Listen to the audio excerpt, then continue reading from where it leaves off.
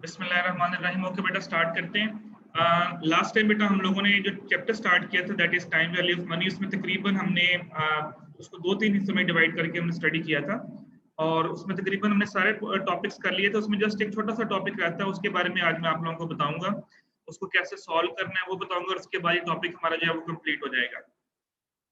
इसके बाद फिर हम नया चैप्टर स्टार्ट करेंगे, कैपिटल बजटिंग टेक्निक्स के नाम से वो चैप्टर होगा, उसको स्टार्ट करेंगे। देन फिर हम लोग एक दो टॉपिक उसके बाद थ्योरी के डिस्कस करेंगे, फिर दोबारा हम वापस न्यूमेरिकल पे आएंगे। तो ये तरीकेकार चलेगा, बीच में न्यूमेरिकल, बीच में हम थ्योरी को स्टडी करते रहेंगे साथ साथ।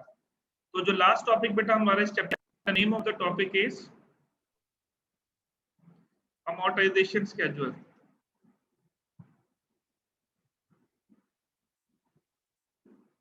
जी, क्या होता है अमोर्टाइजेशन स्केड्यूल या 4 लाख रुपए आपको इंटरेस्ट पड़ेगा, तो वो जो 17-18 लाख रुपए आपने कोर्स करना है, तो हर मंथ आपको कितनी का हो जाएगी, उसमें आपके बस भी पे हो जाएगा और उसमें आपकी प्रिंसिपल अमाउंट भी पे हो जाएगी। अगर कभी किसी ने गाड़ी किस्तों पे ली हो तो अक्सर जो बैंक वाले होते हैं बेटा, वो आप लोगों को एक टेबल बना के देते हैं जिसे हम इंस्टॉलमेंट टेबल कहते हैं, जिसके अंदर ये मेंशन होता है जी कि आपने कितनी कितनी करनी है हर महीने के, आपका जो अमाउंट है वो नील हो जाएगा, जीरो हो जाएगा। तो बेसिकली अमोर्टाइजेशन स्केड्यूल या अमोर्टाइजेशन टेबल को हम इस तरह से डिफाइन करते हैं, a table which shows the repayment schedule of principal amount and interest amount. तो ऐसा टेबल जो कि रीपेमेंट स्केड्यूल को शो करेगा कि इसमें से प्रिंसिपल अमाउंट क्या है और इसमें से इंटरेस्ट अमाउंट क्या है। अच्छा, इसको बनाते कैसे हैं, इसको बनाने का तरीकेकार क्या होता है, ये मैं आपको थोड़ा सा गाइड करूंगा। ये हमारा लास्ट टॉपिक होगा, इसके बाद हम नया चैप्टर स्टार्ट करेंगे। आप लोगों को कुछ क्वेश्चंस मैंने करने को दिए थे, उन क्वेश्चन में अगर कोई प्रॉब्लम है जो आप लोगों को लास्ट वीक मैंने कहा था कि आपने इनको सॉल्व करना है, तो इस टॉपिक के बाद मैं वो क्वेश्चन आप लोगों से पूछूंगा। आपके सामने मैं बुक ओपन करूंगा, जो टॉपिक में से क्वेश्चन आपको नहीं समझ आया वो मुझसे आप पूछ सकते हैं, मैं आपको गाइड कर दूंगा कि आपने इसको कैसे सॉल्व करना है। इसके बाद आपको एक असाइनमेंट मिलेगी, कल या कल तक शायद मैं अपलोड कर दूंगा। वो असाइनमेंट के लिए हमारी पहली असाइनमेंट जो कि मैं आप लोगों को दूंगा। ओके, अमोर्टाइजेशन स्केड्यूल बेटा मैंने बताया कि आपने फॉर एग्जांपल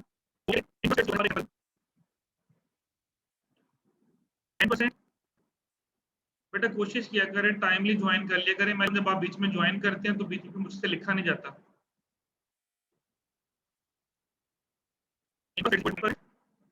ओके जी, अब इस क्वेश्चन को सॉल्व करने का तरीका, अगर आपको कभी भी फॉर एग्जांपल आपको ये आता है जी ड्रॉ द अमोर्टाइजेशन स्केड्यूल या अमोर्टाइजेशन टेबल को जो है वो ड्रॉ करें, तो इसको सॉल्व करने का तरीका बेटा सबसे पहले ये होगा कि हमेशा आपको प्रेजेंट वैल्यू गिवन होगी, क्योंकि जब आप कोई चीज लोन पे लेंगे, उधार पे लेंगे, तो वो प्रेजेंट वैल्यू होती है। मैंने आपको ये पहले भी बताया था कि बोरो का वर्ड आ जाए, इनहेरिट का वर्ड आ जाए, ये करंट प्राइस का वर्ड आ जाए, तो उसका मतलब है कि प्रेजेंट वैल्यू इज गिवन। तो जब भी अमोर्टाइजेशन टेबल का क्वेश्चन आपको ड्रॉ करने के लिए आ जाए, उसमें लिखो जो ड्रॉ द अमोर्टाइजेशन टेबल, तो समझ लें कि इसमें प्रेजेंट वैल्यू भी गिवन है, आपके पास एन भी है और आई भी है। सबसे पहले आपने इंस्टॉलमेंट निकालनी है। हमेशा आपने सबसे पहले क्या फाइंड आउट करना है, आपने आर फाइंड आउट करना है। This is the question. अब आप लोग इस क्वेश्चन को हम यहाँ पे सॉल्व करेंगे। फॉर्मूला आपके सामने गिवन था, आर कैसे फाइंड करते हैं, ये मैंने लास्ट टाइम क्वेश्चन भी सॉल्व करके आप लोगों को दिया था। फॉर्मूला था बेटा present value is equal to R multiply by 1 minus 1 over 1 plus I की पावर एन। अब ये जो मैं एन लिख रहा हूँ ये पावर में है,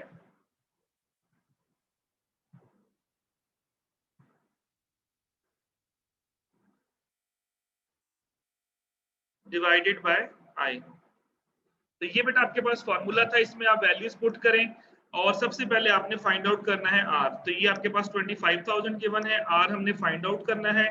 करें जरा सॉल्व इसको, सभी लोग कैलकुलेटर के जरिए सॉल्व करें, ताकि जिन लोगों को प्रॉब्लम आ रही थी इसको सॉल्व करने में, अगर वो दोबारा प्रॉब्लम आ रही है तो भी पूछ सकते हैं मुझसे। 1 माइनस 1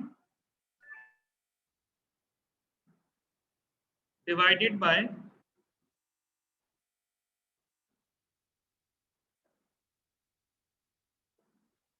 यही प्रॉब्लम बेटा, जब आप लोगों को बीच में मुझे ऐड करना पड़ रहा है ना, उसकी वजह से बात दफा नहीं क्लिक हो जाता बेटा। टाइमली ऐड हुआ करें, मैं जस्ट 5-7 मिनट तक आप लोगों को ऐड किया करूंगा, उसके बाद मैंने ऐड नहीं किया करना आप लोगों को क्लास के अंदर। बीच में मैं क्वेश्चन सॉल्व कर रहा हूँ, बीच में मुझे आप लोगों की रिक्वेस्ट आ रही है कि हमें ऐड करें ऐड करें।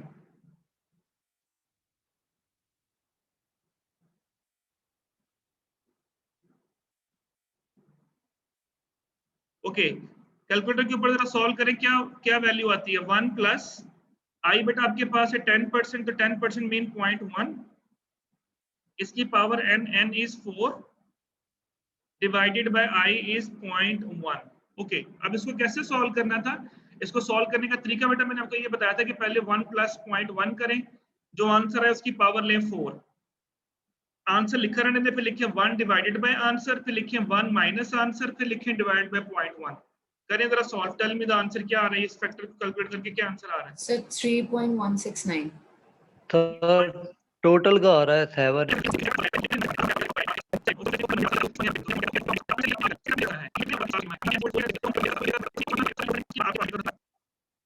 एनुअल अमाउंट आ जाएगी,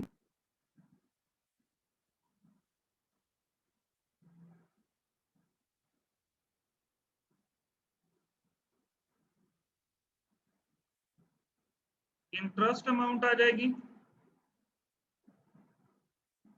एन के पास प्रिंसिपल अमाउंट आएगी, के पास पे आ जाएगा बैलेंस।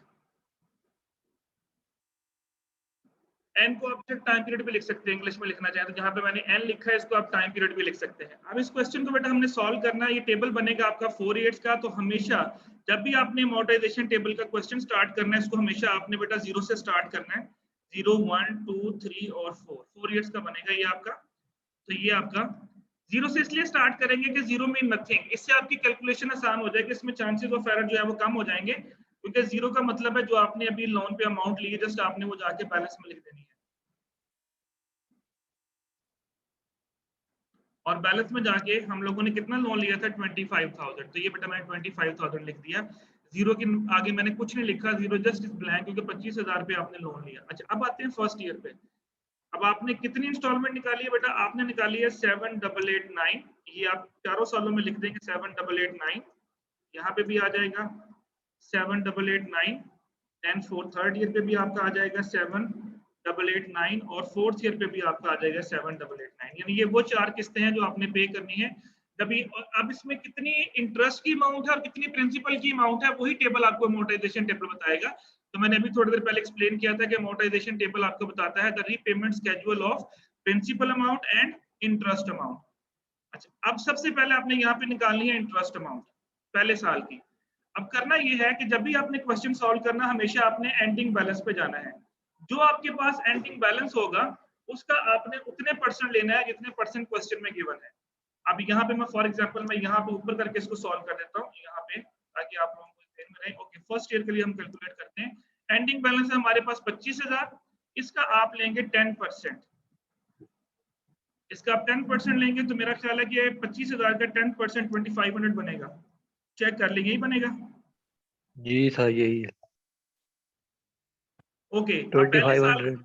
जी 2500 ही है सर। ओके, ठीक हो गया। अब यहाँ पे आ जाएगा 2500, ये आपने इंटरेस्ट अमाउंट में लिख दिया, यहाँ पे पहले साल का आपने इंटरेस्ट 25। अच्छा, टोटल किस्त आपने दी है 7,889।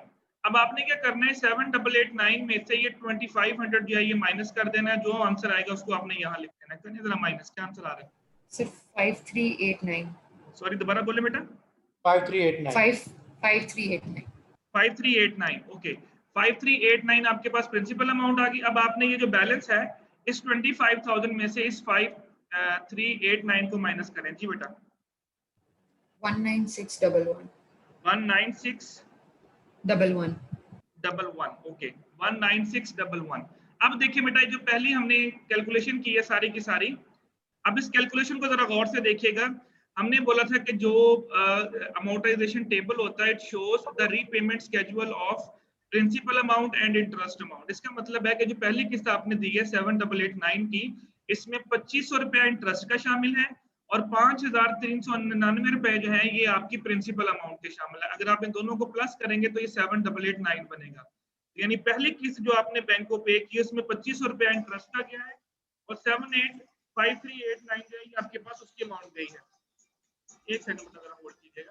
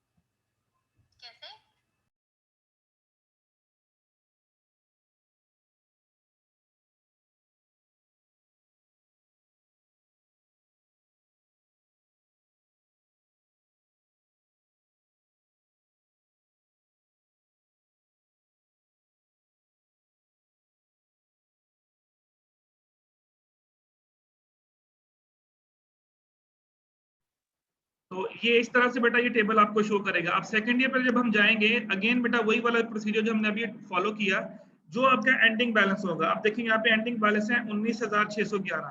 तो सेकंड ईयर में जाके आपने क्या करना है, अब आपने जो आपके पास एंडिंग अमाउंट है 19,611 वाली, आपने अब इसका लेना है 10%।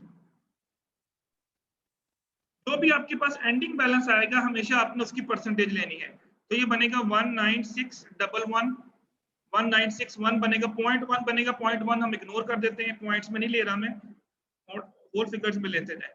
तो 1961 माइनस करें बेटा, करते जाए जरा। जो आपने पहले में 25, आपने पहले में 25,000 लिखे वो कैसे लिखा है? ये 25,000 बैलेंस में बेटा। जी सर। ये बेटा जो आपने लोन लिया था वो अमाउंट लिखी है पहले, ये जीरो के आगे लिखी है ना, जो बैंक से लोन लिया था ये वो अमाउंट लिखी है जो क्वेश्चन में गिवन थी। Okay sir. जी आप बोले बेटा। 7889 में से 1961 माइनस करें। 5928. 5928 आगे माइनस करें बेटा। So 13683. 13683। ओके, अब नेक्स्ट जब आप करेंगे, अब आप करेंगे बेटा जो आपने थर्ड ईयर के लिए लेना है, तो थर्ड ईयर पे जाने के लिए आपने क्या करना है, 13683 का 10% लेंगे। 13683 इसका आप लेंगे बेटा 10%। 136। तो ये बनेगा 1368.3 बनेगा, 0.3 मैं इग्नोर कर रहा हूं, तो अगेन बेटा यहाँ पे मैं लिख देता हूँ 1368 जी माइनस करें बेटा। So 6521.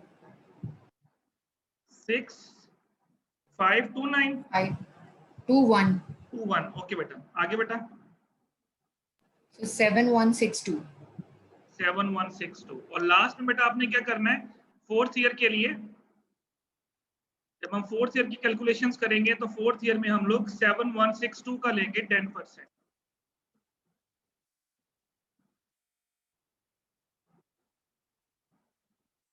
तो ये हमारे पास आ जाएगा 716। तो यहाँ पे आपके पास आ जाएगा 716 और इसमें से माइनस करें बेटा, क्या आंसर आया? So 7173. 7173। 11 का डिफरेंस है पॉइंट्स की 11 वजह से। हाँ ओके, यहाँ पे जब एंडिंग बैलेंस आएगा तो वो जीरो आना चाहिए। अब अगर आप इन दोनों को आपस में माइनस करेंगे तो यहाँ पर तकरीबन 11 रुपीज का डिफरेंस आ रहा है। तो बट 50 और 100 तक भी अगर डिफरेंस आ जाए तो क्वेश्चन ठीक है। 11 का डिफरेंस बेटा इसलिए आ रहा है, प्लस या माइनस दोनों की बात कर रहा हूँ। 11 का डिफरेंस इसलिए आ रहा है कि हम लोग पॉइंट्स की वैल्यूज को इग्नोर करते आ रहे हैं। हमने जब आर कैलकुलेट किया था तो यहाँ पे हमने पॉइंट्स के बाद 3 फिगर्स ली थी। अगर आप ये पूरी वैल्यूज लेंगे पॉइंट्स के बाद तो यहाँ पे एग्जैक्ट आंसर जीरो आएगा। तो यहाँ डिफरेंस में अगर 50 से 100 तक भी डिफरेंस आ जाए तो क्वेश्चन ठीक है, इससे ज्यादा नहीं आना चाहिए, चाहे प्लस में डिफरेंस आए चाहे माइनस में डिफरेंस आए। तो दिस इज बेटा repayment schedule of principal amount and interest amount.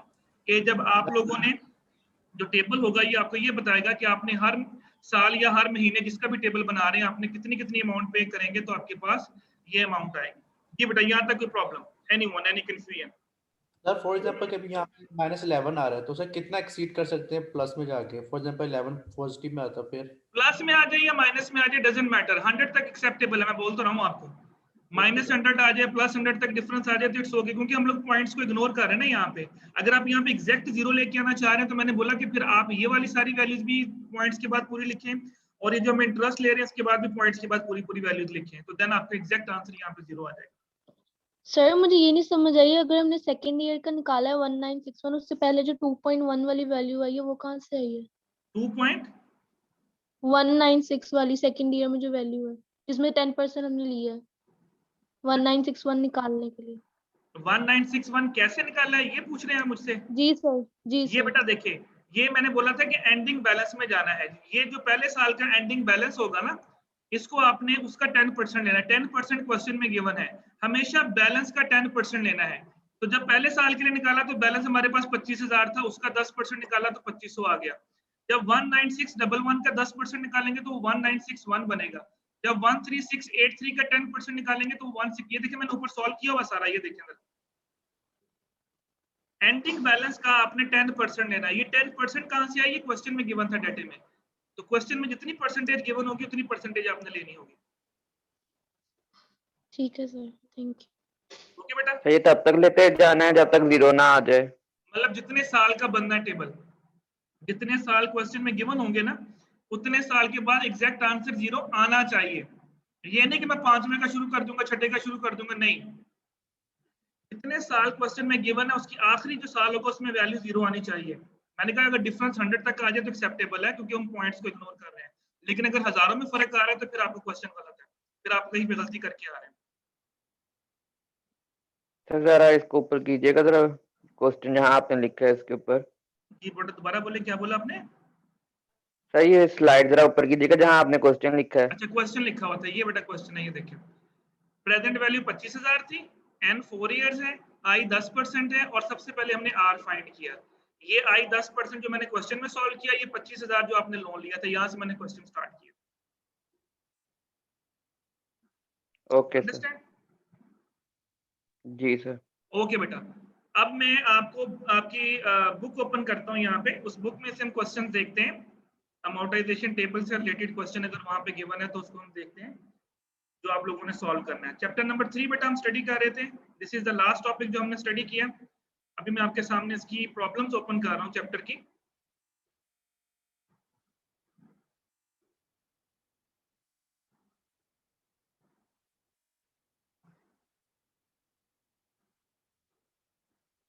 आप लोगों को मैंने कुछ क्वेश्चंस करने को भी दिए थे, मैंने कहा था कोई प्रॉब्लम हो तो आप पूछ सकते हैं। मैं अभी आपके सामने ये क्वेश्चन ओपन कर रहा हूँ, अगर किसी को कोई प्रॉब्लम हो तो डिस्कस कर सकता है मेरे साथ।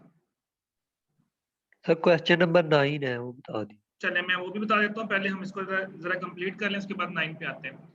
ओके जी, ये प्रॉब्लम्स बेटा हमने ओपन की। मैं आपके सामने अमोर्टाइजेशन टेबल का क्वेश्चन स्टडी करूंगा और आपको बताऊंगा कि उसको आपने ड्रॉ कैसे करना है, फिर बनाना आपने खुद ही है। क्वेश्चन नंबर 14 देखिएगा बेटा। उसने बोला establish loan amortization schedule for the following loan to the nearest. Okay जी, उसने ये दो पार्ट दिए। उसने बोला जी आपने अमोर्टाइजेशन टेबल बनाना है। पहला क्वेश्चन है अ 36 मंथ लोन। अब उसने आपको बेटा जो नंबर ऑफ टाइम पीरियड दिया है वो मंथ्स में दिया है। एन हो गया आपके पास 36 ऑफ 8,000, प्रेजेंट वैल्यू होगी आपके पास 8,000 with equal installment payment at the end of each month. The interest rate is 1% per month. Interest rate भी आपको मंथ्स में दिया हुआ है। अब आपके पास जो क्वेश्चन का डाटा है वो ये है कि प्रेजेंट वैल्यू इज 8,000, एन है 36, आई है 1%। सबसे पहले आपने आर निकालना है। अब इस डाटे को कन्वर्ट करने की जरूरत नहीं है किसी चीज में भी, क्योंकि सारा डाटा आपको एक ही स्केल पे दिया हुआ है। हाँ, अगर आप इसको ईयर में कन्वर्ट कर लें तो 36 महीनों को कितने साल बनेंगे? 3 3 हो साल। जाएगा सर 3 साल। जी, तो इसका मतलब एन 3 इयर्स हो जाएगा, और ये 1% पर मंथ है। तो अगर एक महीने का परसेंटेज 1% हो तो साल का कितना होगा? 12%। 12% हो जाएगा। अब क्वेश्चन देखिए कितना आसान हो गया। एन 3 इयर्स, आई 12% और प्रेजेंट वैल्यू 8,000। तो टेबल बनेगा सिर्फ 3 साल का जब आप बनाएंगे 1 2 3, क्योंकि 3 इयर्स है। लेकिन आपने ऐसे कन्वर्ट नहीं करना, आपने इसमें आर निकालना है 36 के साथ ही, और आई यूज करना है 1% ही। वो मेरे ख्याल आर निकलेगा 276 या 267 के करीब आंसर आएगा इसका, जो मेरा अंदाजा है। फिर आपने इसका जब अमोर्टाइजेशन टेबल ड्रॉ करना है तो बेटा टेबल कितने महीनों का बनेगा 36। बताएं। टेबल 1 से स्टार्ट करके कहां पे आंसर 0 आएगा? 3 इयर्स का बनेगा। ये बेटा 36 पे। जी 36 मंथ तक टेबल बनाएंगे, यानी 1 भाई 2 कुछ ज्यादा ही 3 4 नहीं। 5 6 7 8 9 10 36 पे जाके आंसर 0 आएगा। और प्रोसीजर वही होगा जो मैंने अभी आपको सिखाया पीछे। ये सबसे अच्छा सर, पहले इसमें आपने थोड़ी सी 0 से पूछनी थी। स्टार्ट, बात कंप्लीट सुन लें बेटा, उसके बाद क्वेश्चन कीजिएगा। 0 से आपने स्टार्ट करना है, उसी तरह आपने इंटरेस्ट लेते जाना है, उसके बाद माइनस, फिर प्लस माइनस करते जाएंगे। जब आप 36 पे पहुंचेंगे तो वहां जाके आंसर आपका 0 हो जाएगा। जी बेटा आप कुछ पूछने लगे थे कोई? सर मैं ये पूछ रहा था कि इसमें अगर हम टेबल यूज करते हैं तो जी, जी। उसमें एन जो है फिर वो 3 ईयर लेंगे और आई 12% टेबल वैल्यू लेके आर फाइंड कर सकते हैं ना सर इसमें? नहीं, अगर आप टेबल यूज करेंगे तो फिर एन आपको 3 इयर्स लेंगे, आर आप 12% लेके आप यूज तो कर लोगे उसका फैक्टर, लेकिन बेटा वो जो फैक्टर है वो फिर ईयर में कन्वर्ट हो चुका है, फिर आपका टेबल 1 2 3 ईयर्स का बनेगा, फिर 36 का टेबल नहीं बनेगा। अगर आपने इसको ईयर्स में कन्वर्ट कर लिया तो फिर टेबल सिर्फ 3 साल का बनेगा, 1 2 3 पे आंसर 0 हो जाएगा। सर उसमें सिर्फ आर फाइंड करने के लिए मैं कह रहा हूँ, आर फाइंड आप करने आर के अगर लिए। फाइंड कर लेते हैं ईयर का और टेबल ड्रॉ करते हैं मंथ्स का, तो कैसे 0 होगा?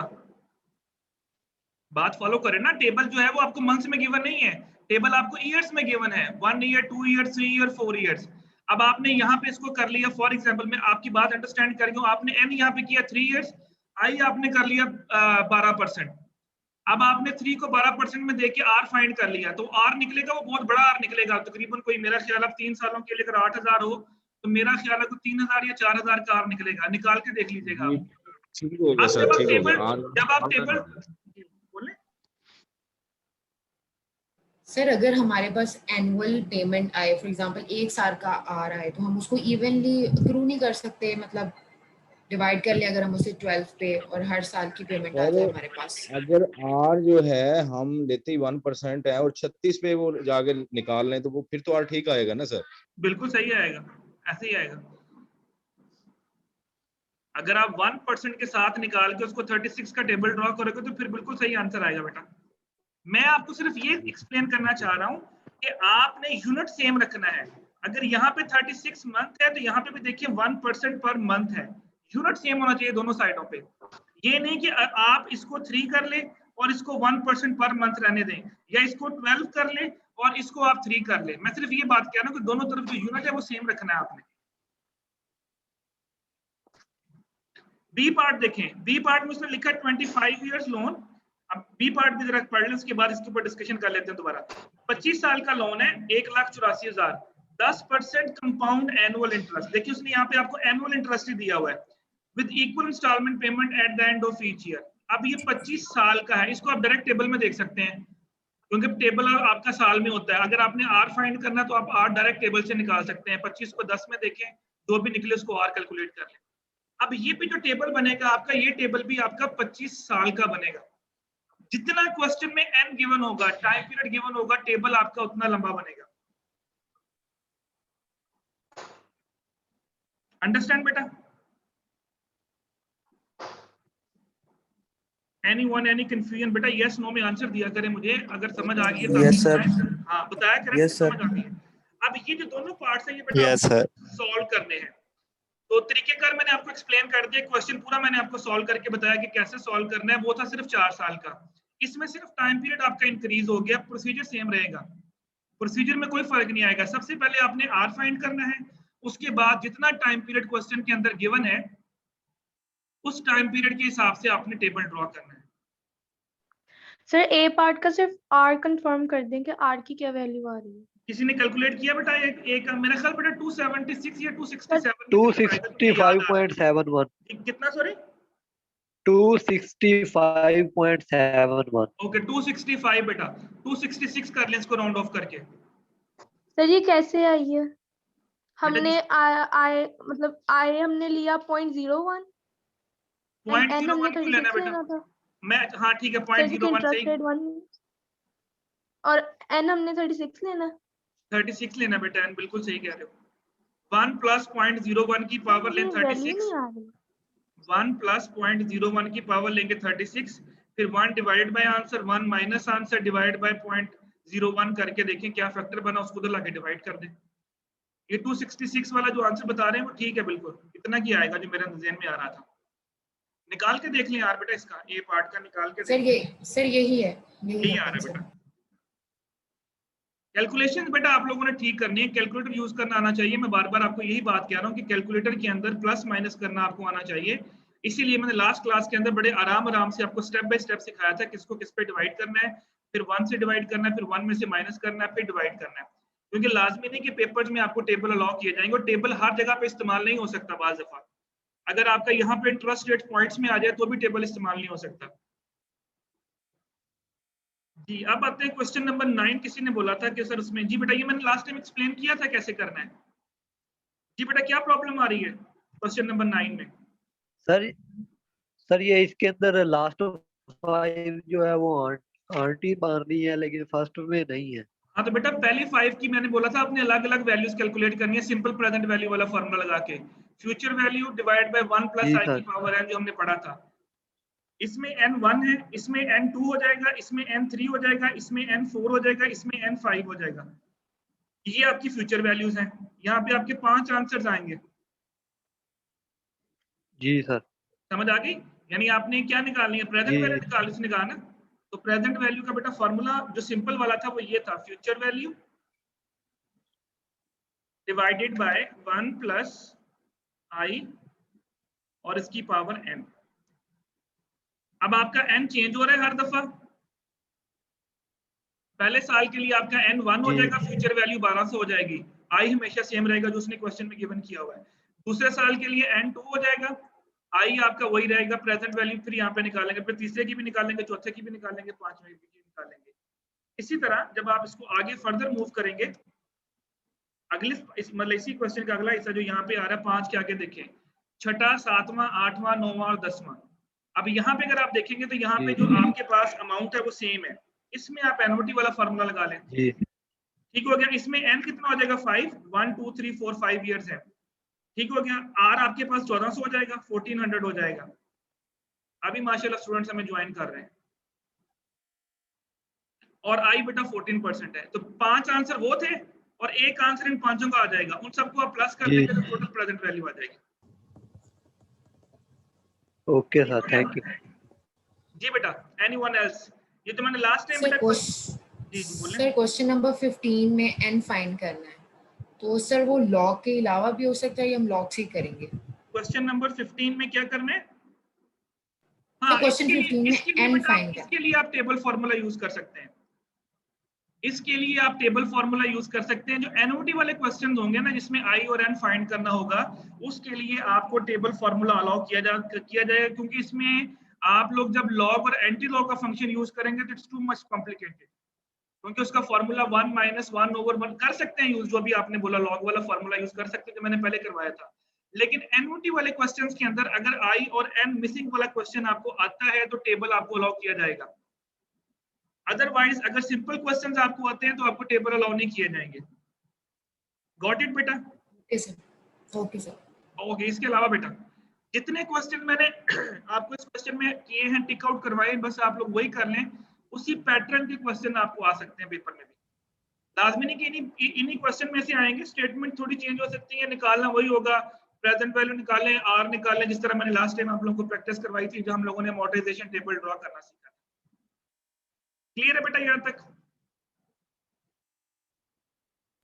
जी सर। अच्छा।